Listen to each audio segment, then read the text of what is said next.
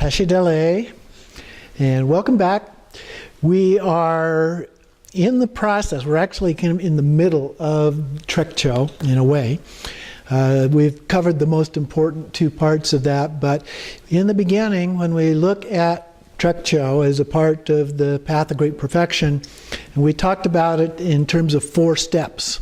And the first step was doing shamata, advanced shamata, the shamata without signs, and then advanced vipassana, where we were looking at the nature of mind itself. And then we do one taste, which we'll talk about today. And then the 4th one is non-meditation, but we'll talk about more about how we actually deal with that and what that really means. So we're on the section on one taste today. And when we do that, we develop through the other practices, we develop our confidence, our ability to stay focused, to understand the nature of our mind and so forth, through the advanced shamata and vipassana that we were doing. And the idea of achieving a state of one taste involves simply alternating between those. And so in one session, what you would do is you would do your shamata to begin with, and then you would do some vipassana, looking at the nature of mind. And then you would rest back in the shamata, and then back in the analytical vipassana. So you alternate back and forth. In the process of doing that, what happens is that they tend to just merge together. And there's really no difference. You're doing both vipassana and shamata at the same time, if you will. Okay?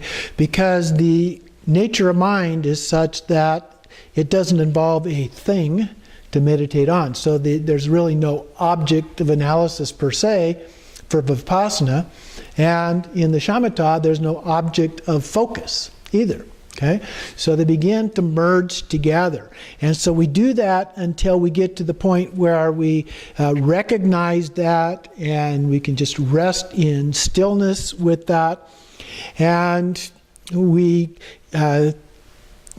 just abide in that state of one taste. Pema Karpo, I quoted a little bit earlier in the course, said it this way: recognizing thinking within stillness and seizing the natural seat of stillness within the occurrence of thoughts is therefore called intermingling stillness and occurrence, and hence is also called the recognition of one-pointedness. So basically what we do is you transcend the ideas of thoughts or no thoughts, or awareness or emptiness, and it's all about the direct experience. So we're not labeling them as thoughts, no thoughts, or as emptiness or awareness or anything like that. It just is. And so we just rest in that state. So one of the practices that we can do which helps facilitate this is Rigpa Guru Yoga. And so once you have that direct experience of one taste by alternating back and forth, then you continue with Gerb Dorje's 3rd statement, which was abiding in the view until you were fully awakened. And so the view is that direct experience. And so it's a matter of just abiding in that until you become fully awakened. Well, Guru Yoga is a great way to do that. And Rigpa Guru Yoga in particular.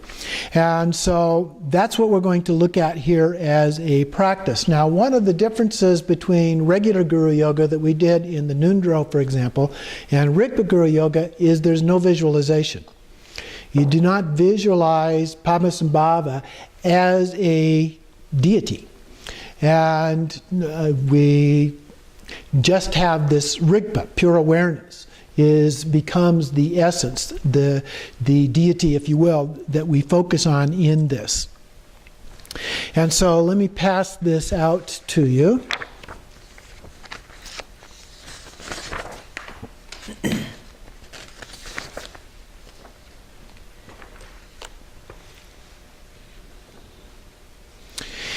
And so like our other things, we start by doing it twice a day or for 1 week. Again, Padmasambhava, when he talks about these kinds of practices, suggests doing them for a period of 3 days.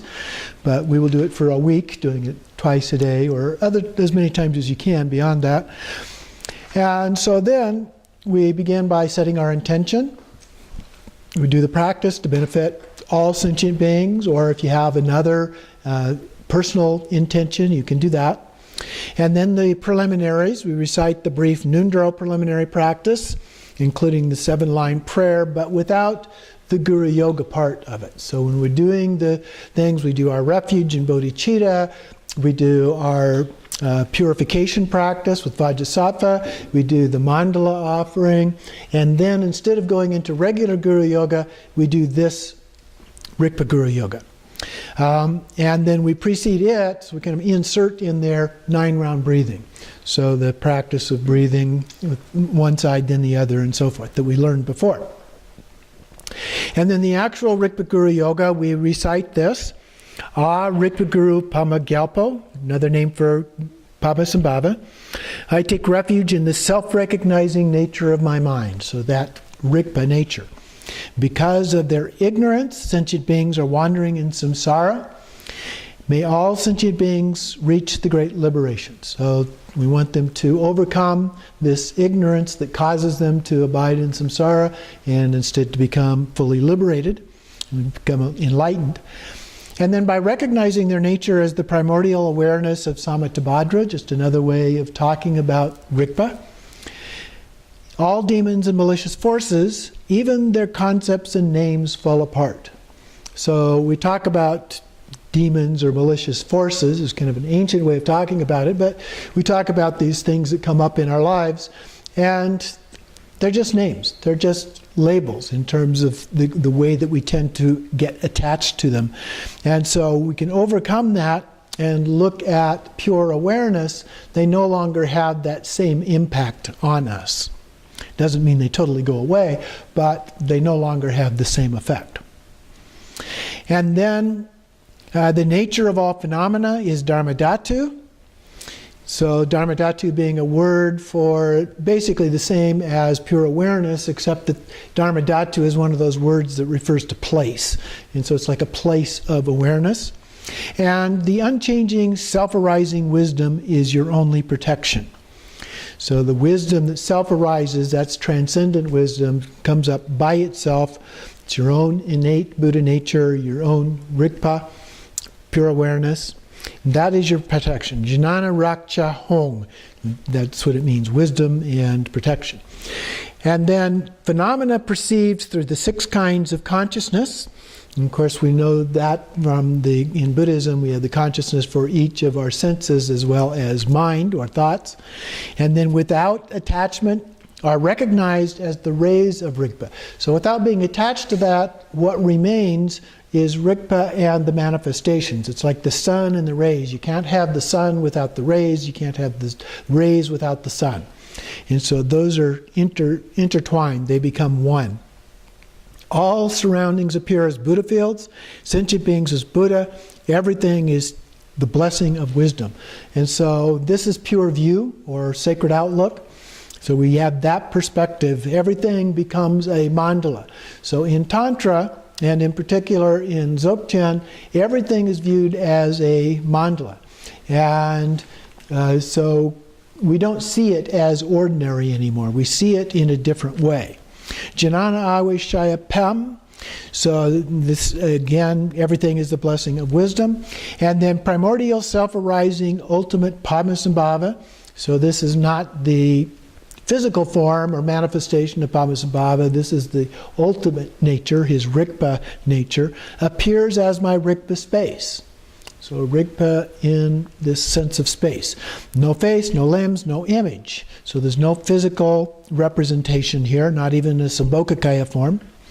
Primordial rays of Rigpa fully encompass the 3 kayas, the 3 bodies of the Buddha, without the impurity coming from discursive meditation.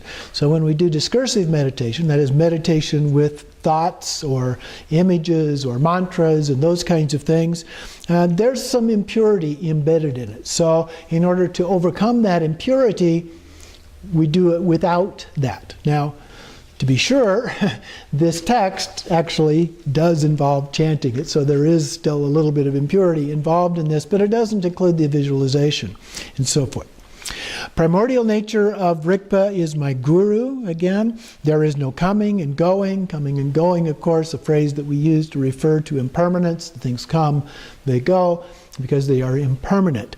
But in this case, in every moment, I welcome his presence because it is there. It is always there. It is permanent.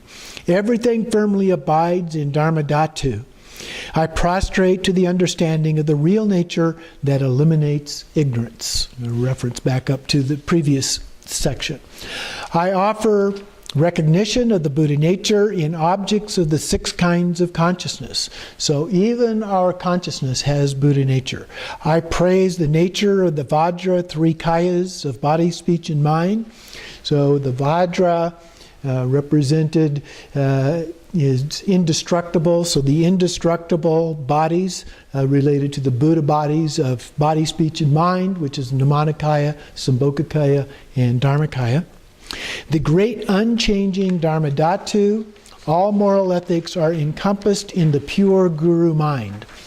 And so here again, when we talk about ethics, in this case, as we talked about it in terms of the path of great perfection, there are no rules.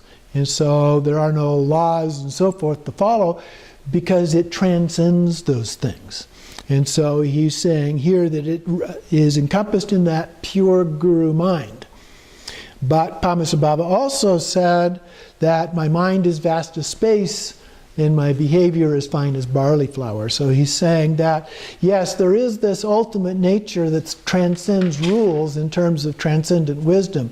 But in terms of how I behave day to day, I still follow all of the details of those vows and commitments that I have made.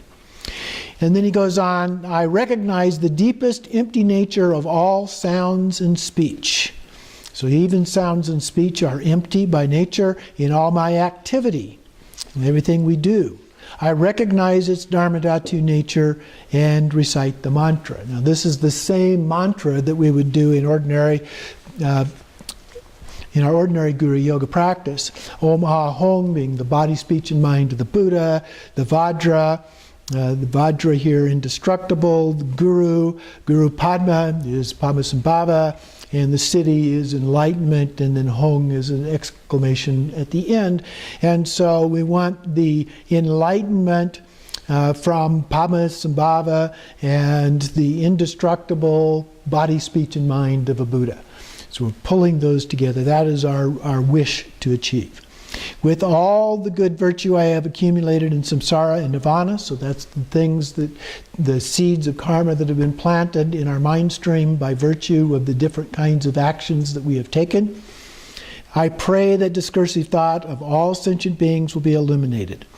So we want that to be taken away, that everybody will be enlightened, that they would achieve the ultimate liberation, enlightenment, and obtain the rainbow body, just like Rigpa Guru Padmasambhava's. And it's said that Padmasambhava did not die. He went to the copper-colored mountain and is still there in a Sambhogakaya form. And so he's still available to help us in a variety of ways as we achieve or seek to achieve enlightenment. And then at the end, we of course dedicate the merit for this practice. So that is the practice, as well as the previous one talking about doing the shamata, vispassana, alternating between those two. And then once those seem to be one, you get that sense of one taste, then you can just go into the Guru Yoga and just do that for your practice from then on in terms of these.